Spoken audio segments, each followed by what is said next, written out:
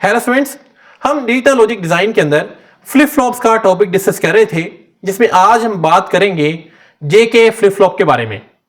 इससे पहले हम फ्लिप फ्लॉप की एक और टाइप एसआर फ्लिप फ्लॉप के बारे में डिस्कस कर चुके हैं, जिसमें हमने देखा जिसका जो सर्किट डायग्राम है वो कुछ यूं है, जिसमें हमने सबसे पहले एक एसआर लैच लिया और उस एसआर लैच को एक्सटेंड किया दो नैंड गेट के साथ और क्लॉक पल्स अप्लाई की, जिससे ये बन गया एसआर फ्लिप फ्लॉप। और इसका जो ट्रुथ टेबल था वो कुछ यूं था। ये चीजें हम डिटेल के अंदर अपने प्रीवियस लेक्चर्स के अंदर डिस्कस कर चुके हैं।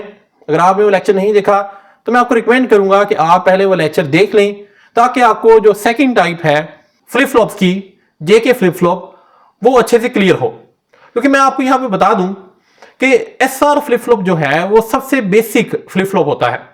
बाकी के जितने भी फ्लिप फ्लॉप्स हैं वो इसी एसआर फ्लिप फ्लॉप को अमेंड करके बनाए जाते हैं। तो इसलिए जरूरी है कि आपको सबसे बेसिक जो फ्लिप फ्लॉप है एसआर फ्लिप फ्लॉप, उसका जो कॉन्सेप्ट है वो क्लियर हो, तब ही आप बाकी के जो फ्लिप फ्लॉप्स हैं उनको समझ सकते हैं। तो मैं उस वीडियो का लिंक ऊपर आई बटन में और डिस्क्रिप्शन में दे दूंगा, आप पहले वो लेक्चर जाके अच्छे से देख लें। तो चलिए जेके फ्लिप फ्लॉप बनाते हैं इस एसआर फ्लिप फ्लॉप की मदद से। अगर आप इसका ट्रुथ टेबल देखें तो इसमें पहला केस है नॉट ट्रिगर का। अब नॉट ट्रिगर में हमें पता है कि फ्लिप फ्लॉप वर्क ही नहीं करता, तो मैं ये नॉट ट्रिगर वाला जो रो है यहां से हटा दूंगा और उसके साथ ये जो क्लॉक वाला कॉलम है, अपने इस टेबल को छोटा और समराइज करने के लिए क्लॉक वाला कॉलम भी हटा दूंगा, क्योंकि क्लॉक पल्स जो है वो हर केस में क्या है, ट्रिगर है। तो इसको भी मैं यहां से रिमूव कर दूंगा। तो ये आपके पास एक बेसिक एसआर फ्लिप फ्लॉप का डिजाइन और ट्रुथ टेबल यहां पे बन जाएगा। अब अगर आप इस एसआर फ्लिप फ्लॉप में देखें तो इसकी जो पहली तीन इनपुट्स हैं, इन तीनों इनपुट्स के अगेंस्ट जो एसआर फ्लिप फ्लॉप है वो कोई ना कोई आउटपुट प्रोड्यूस करता है। 0-0 के केस में होल्ड, 0-1 के केस में 0, 1-0 के केस में 1, लेकिन 1-1 के केस में ये कहता है इनवैलिड। और यही सबसे बड़ी प्रॉब्लम थी एसआर फ्लिप फ्लॉप के अंदर कि 1-1 के केस में वो कोई भी आउटपुट नहीं देता, वो इनवैलिड रिजल्ट देता है। इसी प्रॉब्लम को दूर करने के लिए हमारे पास एंट्री होती है जेके फ्लिप फ्लॉप की। जेके फ्लिप फ्लॉप कहता है कि मैं 1-1 के ऊपर भी कोई ना कोई रिजल्ट, कोई ना कोई आउटपुट प्रोड्यूस करूंगा, मैं उसे इनवैलिड नहीं कहूंगा। आगे बढ़ने से पहले हमारे चैनल को सब्सक्राइब कर लें, ताकि आने वाली तमाम वीडियोस आप तक टाइमली पहुंच सकें। तो देखते हैं किस तरह से जेके फ्लिप फ्लॉप बनेगा। ये हमारे पास एक एसआर फ्लिप फ्लॉप का बेसिक स्ट्रक्चर था, बेसिक सर्किट डायग्राम थी, जिसमें हमने पहली चेंज क्या की है, हमने एसआर की जगह पे यहां पर जे और के एज इनपुट दी हैं। पहली चेंज ये होगी। अब इसमें थोड़ी और हम इसकी कनेक्टिविटी में चेंजेस करेंगे, ताकि हम उस प्रॉब्लम को दूर कर सकें। पहला चेंज ये करेंगे कि हम ये ऊपर वाले नैंड गेट को एक इनपुट और देंगे।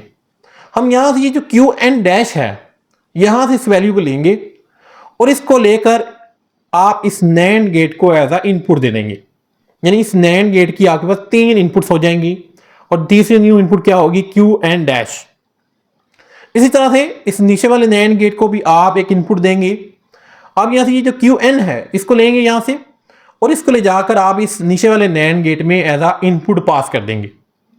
और इस तरह से ये आपके पास एक नया सर्किट डायग्राम बन जाएगी, जो कि आपकी कहलाएगी जेके फ्लिप फ्लॉप। अब इसका ट्रुथ टेबल देखें। ये आपके पास एसआर फ्लिप फ्लॉप का एक ट्रुथ टेबल है। अब जेके फ्लिप फ्लॉप भी ये पहली तीन इनपुट्स हैं 0-0, 0-1, 1-0, इन तीनों के केस में जेके फ्लिप फ्लॉप भी यही सेम आउटपुट देता है। तो इनको हमें डिस्कस करने की जरूरत नहीं है। यहां पर मैं इनपुट्स को जेके कर दूंगा। और यहां पे प्रॉब्लम थी इस 1-1 के केस में। 1-1 के केस में ऐसा कहता था इनवैलिड, लेकिन जेके ऐसा नहीं कहेगा। जेके 1-1 के केस में क्या आउटपुट देता है, देखते हैं इस सर्किट डायग्राम की मदद से। कि क्लॉक पल्स ट्रिगर है तो 1 आएगी, यानी कि 1 जो है इन दोनों नैंड गेट को पास हो जाएगा।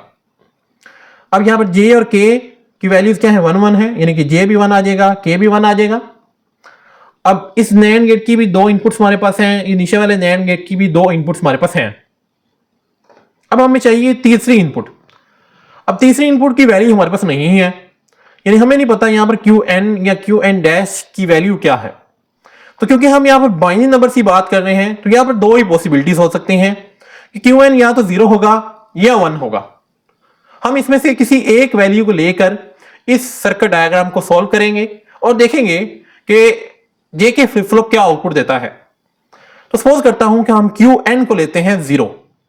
तो जब मैं Qn को 0 लूंगा तो Qn बार क्या होता है, Qn बार इसका ऑपोजिट है, तो Qn 0 है तो Qn बार क्या हो जाएगा, 1 हो जाएगा। तो इस तरह से आपके पास ये ऊपर वाले नैंड गेट की भी तीनों इनपुट्स पूरी हो जाएंगी और नीचे वाले नैंड गेट्स की भी तीनों इनपुट्स पूरी हो जाएंगी। अब इसको सॉल्व करते हैं। ऊपर देखें, इस नैंड गेट की तीनों इनपुट्स 1 1 है, Qn बार भी 1 है, J भी 1 है और ये क्लॉक पल्स भी 1 है। तो जब नैंड गेट की तीनों इनपुट्स 1 होती हैं, तो आपको नैंड गेट का ट्रुथ टेबल शायद याद हो, तो जब नैंड गेट की तीनों इनपुट्स 1 होती हैं तो ये 0 आउटपुट प्रोड्यूस करता है। अगर आपको ये नहीं याद तो आप हमारे प्रीवियस लेक्चर देख सकते हैं कि नैंड गेट की जब तीनों इनपुट्स 1 होती हैं तो ये 0 आउटपुट देता है। नीचे देखें, नीचे वाले नैंड गेट की दो इनपुट्स 1 1 है और एक इनपुट 0 है, Qn क्या है, 0 है। तो नैंड गेट की एक फंक्शनैलिटी हम पढ़ चुके हैं कि नैंड गेट की अगर एक भी इनपुट 0 हो तो ये आउटपुट 1 प्रोड्यूस करता है, यानी कि ये नीचे वाला नैंड हमें 1 आउटपुट देगा, ऊपर वाला नैंड 0 देगा और नीचे वाला 1 देगा। तो ये आपके आउटर गेट्स यानी कि इन दोनों नैंड गेट्स की आउटपुट आ गई 0 और 1। अब ये 0 और 1 आपकी जो इंटरनल सर्किट है इसको सेंड होंगे। अब ये इंटरनल सर्किट किस चीज का है, अगर आप इस डायग्राम को देखें और अगर आपने हमारे प्रीवियस लेक्चर्स देखे हैं तो ये जो इंटरनल सर्किट है ये हमारे पास है SR latch using NAND gate, जिसके बारे में हम ऑलरेडी लेक्चर बना चुके हैं। आई होप आपने वो लेक्चर देखा होगा। अब इसको डिटेल में डिस्कस करने की जरूरत नहीं है। हम SR लैच वाला जो ट्रुथ टेबल है उसको हम यहां पर मैं लिख रहा हूं, यहां ऊपर राइट कॉर्नर में देखें, ये इसका ट्रुथ टेबल था। इस ट्रुथ टेबल में देखें कि जब आप SR लैच को 0 1 देते हैं तो ये क्या आउटपुट देता है, ये देखिए 0 1 के केस में ये आउटपुट प्रोड्यूस करता है 1, यानी कि यहां पर Qn क्या आ जाएगा, जब ये 0 1 इस इंटरनल सर्किट को मिलेगा ये Qn देगा 1। तो इट मींस ये आपकी आउटपुट आ गई इस फ्लिप फ्लॉप की 1 1 के केस में। अब इस आउटपुट को एनालाइज करें। हमने स्टार्ट में क्या लिया था, Qn, हमने यहां पर देखिए Qn लिया था 0, जबकि आउटपुट में ये Qn क्या दे रहा है, 1 दे रहा है। यानी कि इसने क्या किया है, इस सर्किट ने, इस फ्लिप फ्लॉप ने हमारी इस वैल्यू को टॉगल कर दिया है, इसका ऑपोजिट कर दिया है, इस 0 को 1 कर दिया है। तो हम कह सकते हैं कि J के फ्लिप फ्लॉप 1 1 के केस में क्या करता है, टॉगल करता है। टॉगल मींस कि जो भी आप यहां पर Qn की वैल्यू लेंगे उसका ये ऑपोजिट कर देगा, जो भी आउटपुट आपकी करंट मौजूद है उस आउटपुट का ऑपोजिट लेगा। कि हमने यहां पर Qn को 0 लिया था तो ये 1 दे रहा है। अगर सपोज हम स्टार्ट के ऊपर इस Qn को 1 लेते हैं तो जब हम इसको 1 लेंगे, आप इसको प्रोसेस करके चेक भी कर सकते हैं, कई सिचुएशन में ये आपको Qn जो है ये लास्ट आउटपुट देता 0, यानी 1 को 0 कर देता और 0 को इसने क्या किया है, 1 कर दिया है। तो इसलिए हम कह सकते हैं कि J के फ्लिप फ्लॉप 1 1 के केस में क्या करता है, टॉगल करता है। आपकी जो करंट आउटपुट होती है उसको टॉगल कर देता है, उसका ऑपोजिट लेकर नेक्स्ट आउटपुट में वो स्टोर करवा देता है।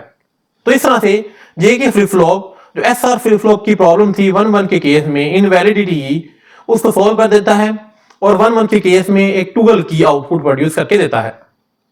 तो ये बेसिकली कॉन्सेप्ट था J के फ्लिप फ्लॉप का। आई होप आपको इसका जो सर्किट डायग्राम है और इसका जो ट्रुथ टेबल है उसका सारा का सारा जो कॉन्सेप्ट है वो क्लियर हो चुका होगा। अगर आपको कोई क्वेश्चन है तो आप कमेंट सेक्शन के अंदर पूछ सकते हैं। आज के इतना ही, मिलते हैं नेक्स्ट लेक्चर के अंदर। Thank you very much.